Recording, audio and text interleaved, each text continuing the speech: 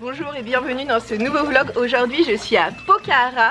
Je suis dans un endroit qui s'appelle Café and Me pour prendre mon petit déjeuner. Il va me coûter 350 roupies et je vais avoir pour ça, je me souviens plus combien de choses, enfin des toasts, des œufs, des pommes de terre, du thé, enfin une salade de fruits, etc. pour 350 roupies. Pour commencer, j'ai pris un thé masala. Un thé masala, c'est du thé noir mélangé avec du lait bouillant et des épices et c'est trop bon. En fait ça vient d'Inde mais les cultures indiennes et népalaises sont très proches d'un point de vue culinaire.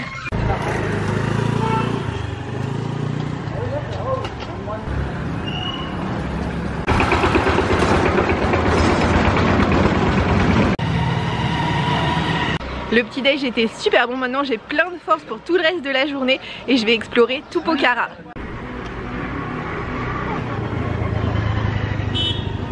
Pokhara est connu pour deux choses. Un, son atmosphère hyper agréable que je ressens déjà alors que je suis arrivée qu'il y a quelques heures. Et la deuxième chose, beaucoup plus objective, c'est son lac. Et là je me rends directement pour voir le lac justement.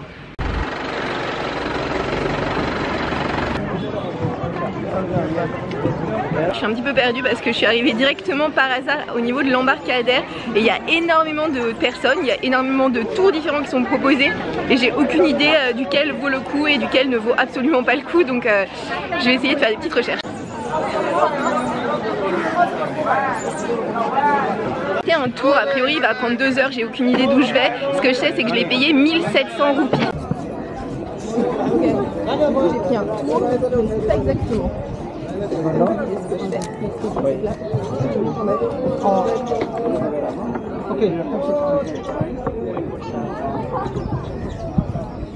Go to the second last one. यो मान्यो अब इसको बजाने हैन starting of the leg हैन starting of चाहिँ गाउँ देखाउने हो यही हो अनि फर्किदिएस ल यहाँ रे लसार दे त animals. Okay. Then we take you the blue. Alors ma première destination c'est le temple qui se trouve juste à côté. Si vous voulez seulement aller au temple c'est 100 roupies, donc beaucoup moins cher que mes 1700 roupies que je viens de payer. Mais c'est tout près, parce que comme vous voyez, c'est juste là.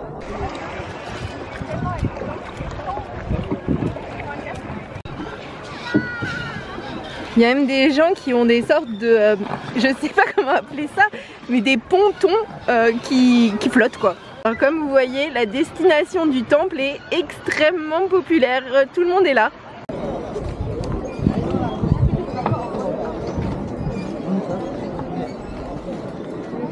That side you can see the fish. There are a lot of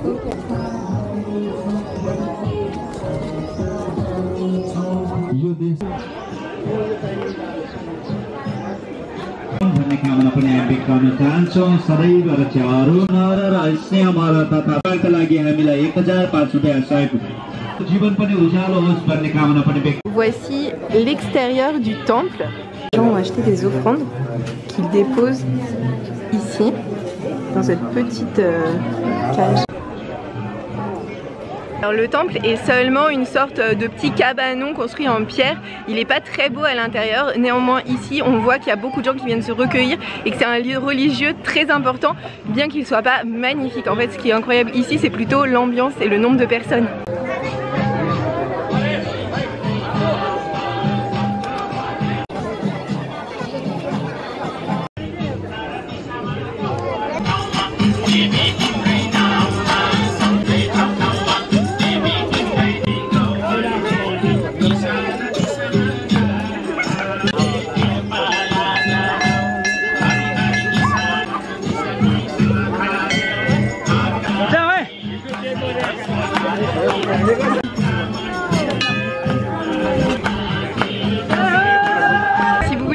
Le temple n'est pas très impressionnant et donc même pour 100 roupies vous pouvez vous passer d'aller le voir, mais moi comme j'ai un tour plus long je vais vous dire si ça vaut le coup.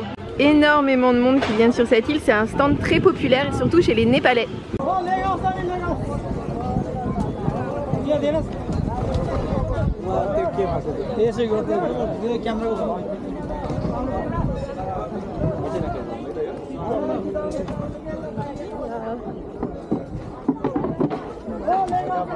Reparti. À partir de maintenant, j'ai même pas compris exactement ce que comprenait mon tour. Apparemment, je vais voir plusieurs points de vue autour du lac, voir le début du lac, donc aller assez loin au milieu du lac. Ça devrait me prendre environ 1h30, 2 heures.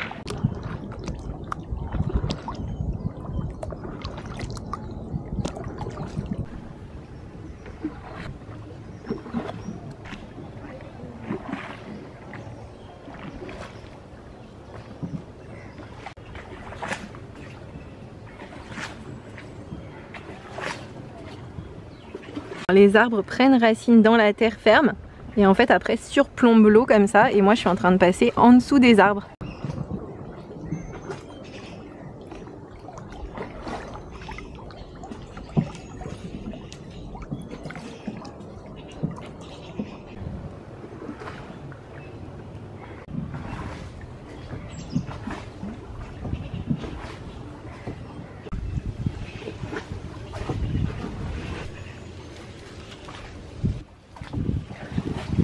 Je peux même les toucher. Hop. On va vraiment super proche du bord. En fait c'est trop génial. C'est trop génial, c'est si marrant de voir comme ça se baisser parce qu'il y a des troncs d'arbres qui passent juste à côté. C'est vraiment une super drôle expérience.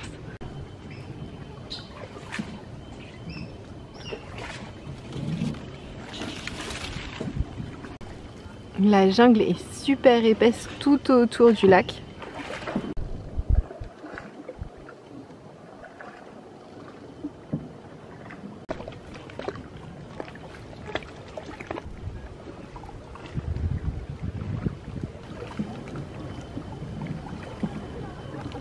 La forêt qui se trouve derrière moi s'appelle la Rani Van, c'est-à-dire la reine des forêts en népalais.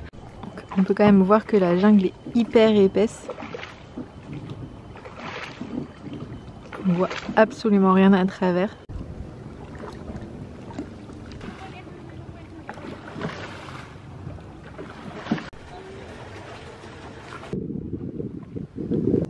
J'arrive ici. Oh. Deuxième stop. Ouais. Oula, super drôle. Oui. Thank you.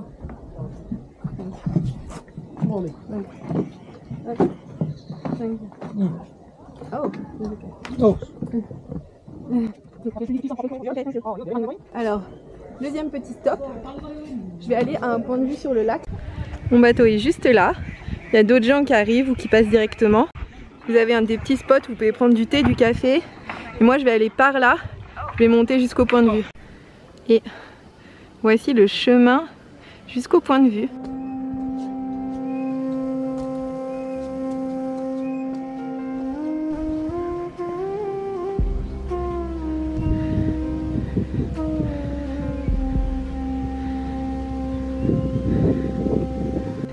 Je montais ces escaliers.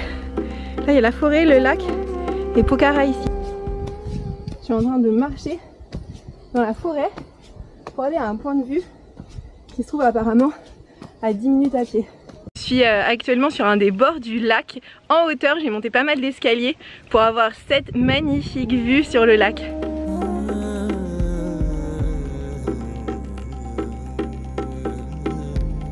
C'est parti, je retourne au lac, enfin au bateau plutôt.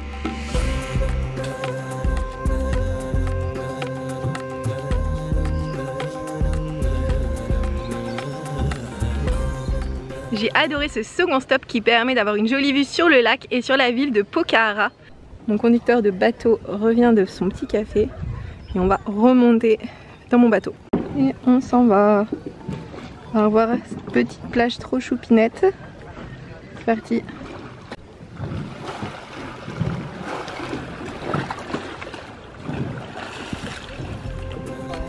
Non.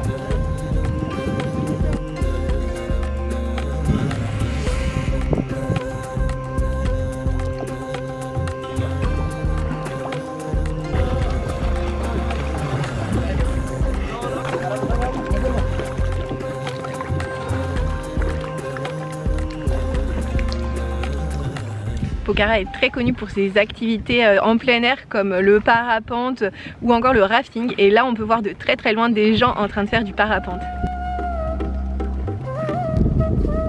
Le village avec ces jardins en escalier que vous voyez. En fait c'est Gorun Village, le village de Gorun.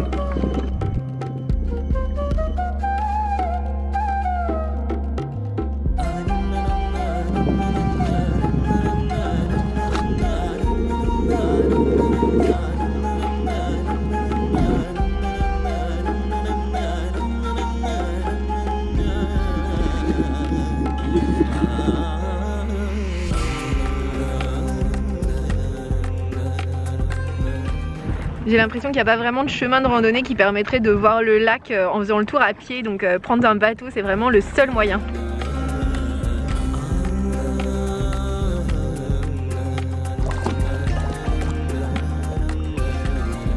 Vous voyez ce petit point ici, là, et ben, c'est ma prochaine destination.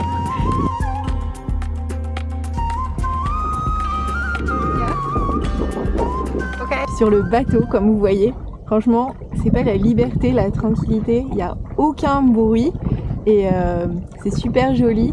Le lac est gigantesque, je crois qu'il fait 5 hectares peut-être. En tout cas, il me semble que c'est le plus grand lac de tout le Népal et Pokhara est une super jolie ville et c'est vraiment relaxant, j'ai l'impression d'être en vacances.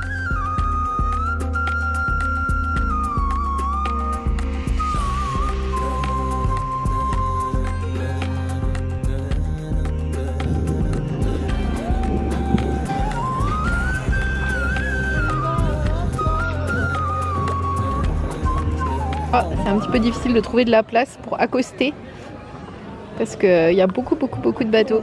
Regardez tous ces bateaux partout. Il y a tellement de bateaux. Ce petit tour en bateau était génial, ça permet de voir le lac et de passer du temps dessus et d'en profiter vraiment. Et maintenant je vais voir la pagode mondiale de la paix, ou The World Peace Pagoda. Pour vous donner une idée, un chauffeur de taxi m'a proposé 1500 roupies pour aller à la pagode, m'attendre 1h30 et revenir. Et j'ai refusé et là mon plan c'est de marcher le long de la route qui mène jusqu'à la pagode. Et s'il y a un bus qui passe, l'appeler, normalement ça devrait marcher puisqu'il s'arrête quand les gens les appellent comme ça au passage. Dans un bus, je pense qu'il va pas dans la bonne direction du tout, mais enfin il va à peu près dans la bonne direction mais sur pas du tout longtemps. Donc c'est pas grave, au moins ça m'évite de marcher tout ça.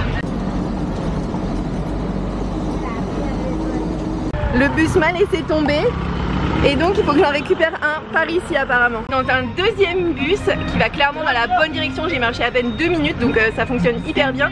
Cette fois j'ai pas payé 25 roupies mais 30 roupies, donc en tout je vais en avoir pour 55 roupies pour aller juste à côté et juste avoir à monter sur la colline de la pagode.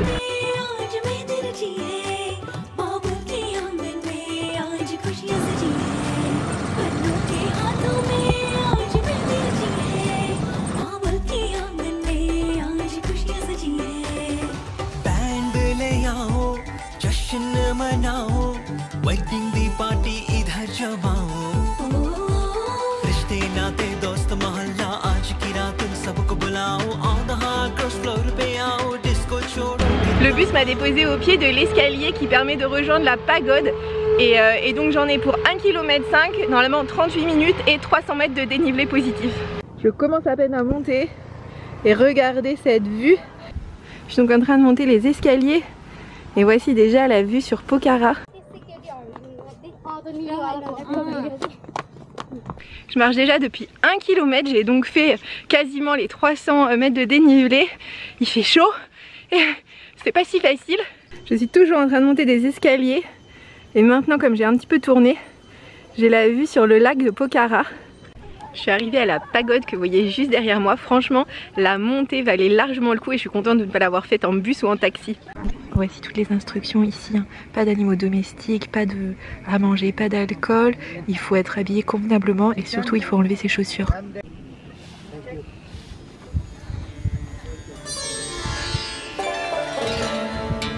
La pagode a commencé à être construite en 1947 par des moines japonais, des moines bouddhistes japonais. Et en fait le gouvernement népalais ne voulait pas.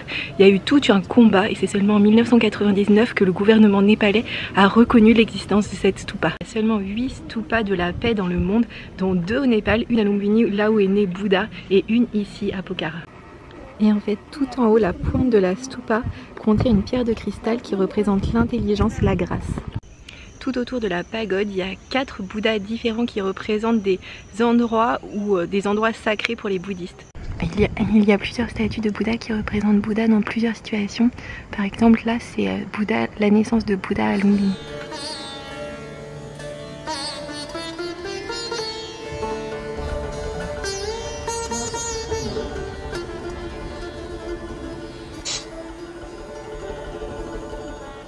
Quand vous êtes dans un monument bouddhiste, il faut toujours tourner dans le sens des aiguilles d'une montre.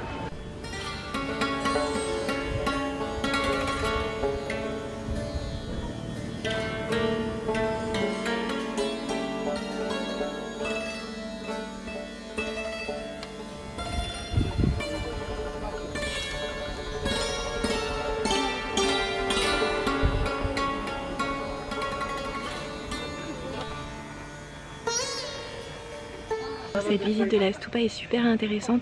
En fait, il faut que vous comptiez entre 30 et 40 minutes pour la visiter. J'ai essayé de prendre un bus pour rentrer et ne pas faire toute la montée que j'ai faite mais en descente. Du coup, j'ai pris un autre chemin parce qu'une vendeuse m'a indiqué que c'était là. Et je passe par un endroit qui me semble beaucoup plus touristique parce qu'il y a des tonnes de restaurants et de vendeurs de souvenirs. Je viens de manquer le bus à même pas une demi-seconde près. Du coup, j'ai décidé de commencer à marcher un petit peu en espérant d'en croiser un qui passerait par hasard. J'ai qu'à l'appeler, il va s'arrêter. Voici une balançoire à la népalaise.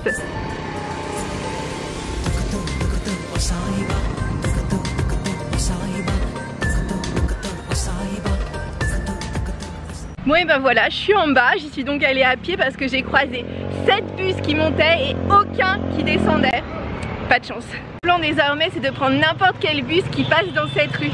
Voilà, je suis dans un bus, tout ce que je sais c'est qu'il va dans la bonne direction et qu'il va me rapprocher de là où j'ai envie d'aller.